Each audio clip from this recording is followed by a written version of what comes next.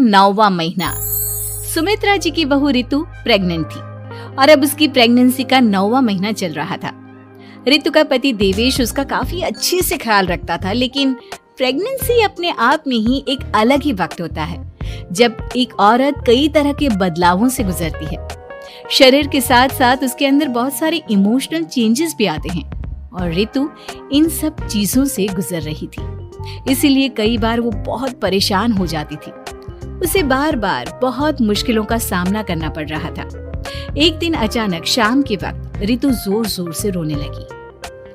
अरे रितु बेटा, क्या हुआ? तुम रो क्यों रही हो? कुछ नहीं मम्मी जी, बस बहुत परेशान हो रही हूँ मैं। हाँ बेटा, वो तो मुझे भी दिख रहा है, तभी तो रो रही हो तुम।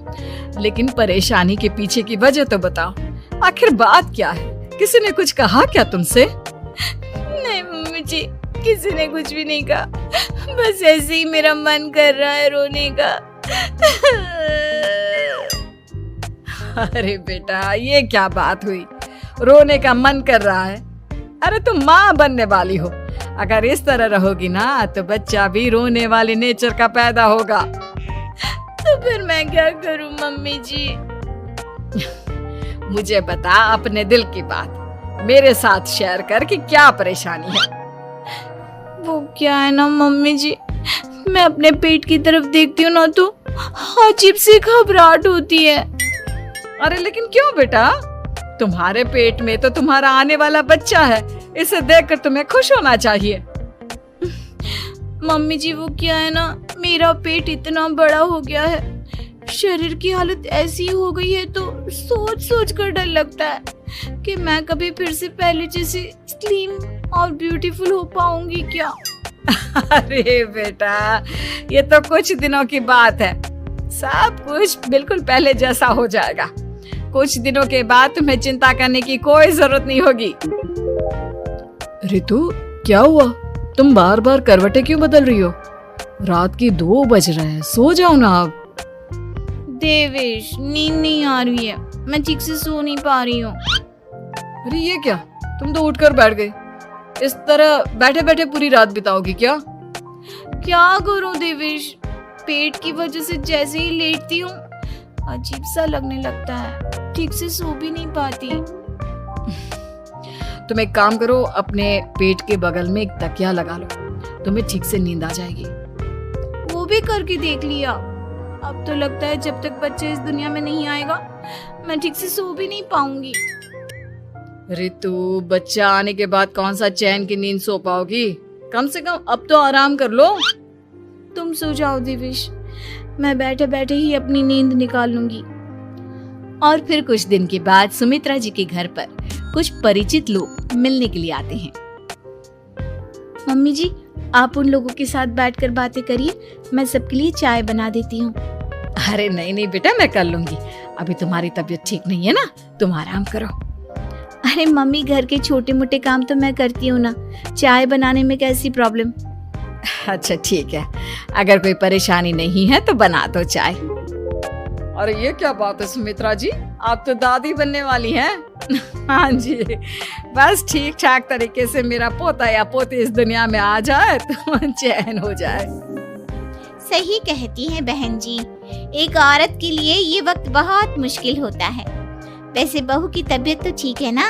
हाँ, तबीयत तो ठीक है, बस ऐसे ही थोड़ी बहुत परेशानी है जो इस वक्त होती है, उसी से गुजर रही है। पहली बार माँ बन रही है ना, कभी कभी परेशान हो जाती है। सुमित्रा जी रिश्तेदारों से बात करती है और उन्हें काफी देर हो जाती है। रिश्तेदारों के जाने के बाद, अरे रितु बेटा, तुम अभी तक किचन में काम कर रही हो?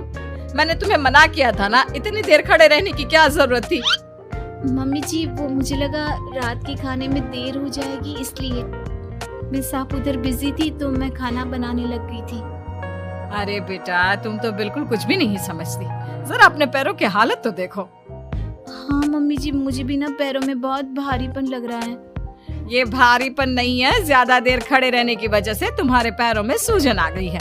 अब कमरे में जाकर आराम करो, चलो। और सुनो, अपने पैरों के नीचे ना तकिया लगा लेना, सर के नीचे मत लगाना, ठीक है? अपने कमरे में जाने के बाद यार ये प्रेगनेंसी भी कितनी अजीब चीज है, कभी रोने का मन करता है, कभी हंसने का। घर में सब मुझे बहुत प्यार करते हैं, लेकिन प्रेगनेंसी की जो प्रॉब्लम्स मैं फेस कर रही हूँ वो मैं किसी को नहीं समझा सकती। ये सब कब ठीक होगा? और फिर एक रात अचानक रितु नींद में उठकर बैठ जाती है और अपने पूरे शरीर पर खुजली करने लगती है। देवेश की आंख खुलती है और वो रितु को इस तरह खुजली करते हुए देखता है। अरे क्या हुआ रितु, तुम ठीक तो हो ना? पता नहीं क्यों देवेश, लेकिन अचानक से पूरे शरीर में खुजली हो रही है। दिखाओ जरा मुझे। अरे लेकिन तुम्हारे शरीर पर तो कोई मच्छर के काटने की या किसी तरह के रैशेस भी नहीं है, फिर खुजली क्यों हो रही है? लगता है ये भी प्रेगनेंसी की कोई नई प्रॉब्लम है। अरे अरे परेशान मत हो, मैं मम्मी को बुला कर लाता हूँ। सुमित्रा जी के आने के बाद अरे क्या बात है बेटा, इस तरह क्यों खुजली कर रही हो? अचानक से क्या हो गया तुम्हें? मम्मी जी ऐसा लग रहा है जैसे सर से पैर तक पूरे बदन में मच्छरों ने काट लिया हो। अरे लेकिन इसमें रोने की क्या बात है, चुप हो जा, सब ठीक हो जाएगा। हाँ मैं बहुत परेशान हो गई हूँ, बस अब जल्दी से बच्चा इस दुनिया में आ जाना चाहिए ताकि मुझे इन सारी प्रॉब्लम से मुक्ति मिले। ऐसा नहीं कहते रितु, माँ बनना तो दुनिया की सबसे बड़ी खुशखबरी है और ये सारी परेशानियां तो सबके साथ होती है। जानती हूँ, लेकिन फिर भी क्या करूँ, रात को सो नहीं सकती, कभी पेट भर के खाना खा लेती हूँ तो उल्टी करने का मन करता है, ज्यादा देर खड़ी हो जाती हूँ तो पैर में सूजन आ जाती है, ज्यादा देर बाहर घूमने भी नहीं जा सकती वरना टॉयलेट की प्रॉब्लम। ये सब कब ठीक होगा? कुछ दिन और बीत गए और अब तक रितु का 9वां महीना खत्म होने का वक्त आ गया था। अब हर दिन रितु बस यही सोचती थी कि उसका बच्चा इस दुनिया में आने वाला है। हाँ, वो बात अलग थी कि वो कई तरह की इमोशनल चेंजेस से गुजर रही थी और फिर एक दिन अचानक, देवेश मुझे ना चाउमीन खाने का मन कर रहा है। अभी रात के 12 बजे? अरे रितु, इस वक्त चाउमीन कहाँ से लेकर आऊंगा मैं? किसी होटल में फोन करो ना, कोई तो डिलीवर करता होगा ना इतनी रात को। नहीं नहीं रितु, इतनी रात को कोई डिलीवर नहीं करता, तुम कल खा लेना, मैं कल तुम्हारे लिए लेकर आऊंगा बस। नहीं, मुझे अभी खाने का मन कर रहा है, मुझे अभी खाना है।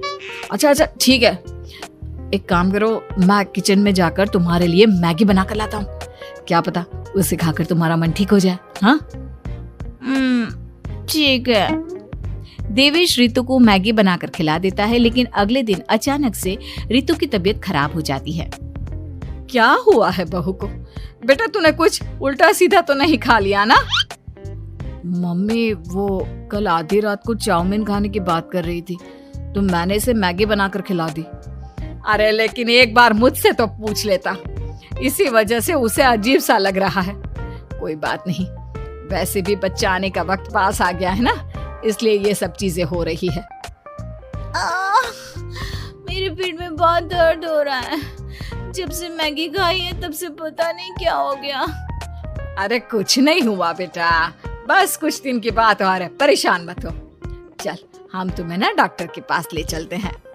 हॉस्पिटल जाने के बाद, डॉक्टर साहब मेरी बहू की तबीयत ठीक तो है ना? हाँ वैसे तो सब कुछ ठीक लगता है, डाइजेशन का प्रॉब्लम हो गया है, ऐसे वक्त में हो जाता है। प्रेगनेंसी की वजह से पेट के ऊपर बहुत प्रेशर आ जाता है, इसलिए डाइजेशन थोड़ा वीक हो जाता है। और उन्होंने रात के वक्त मैगी खा ली, इसलिए उनको ये प्रॉब्लम हो गया। डरने वाली कोई बात नहीं है। थैंक यू डॉक्टर साहब, अब हम इसका ध्यान रखेंगे। लेकिन अब रितु की डिलीवरी का वक्त पास आ गया है, आपको उनका पहले से भी ज्यादा ध्यान रखना होगा। मैंने चेकअप कर लिया है, 1 सप्ताह के अंदर रितु की डिलीवरी होने के पूरे चांस है। एक दिन अचानक किचन में काम करते करते रितु के पेट में बहुत तेज दर्द होने लगता है। देवेश, मम्मी जी जल्दी आइए।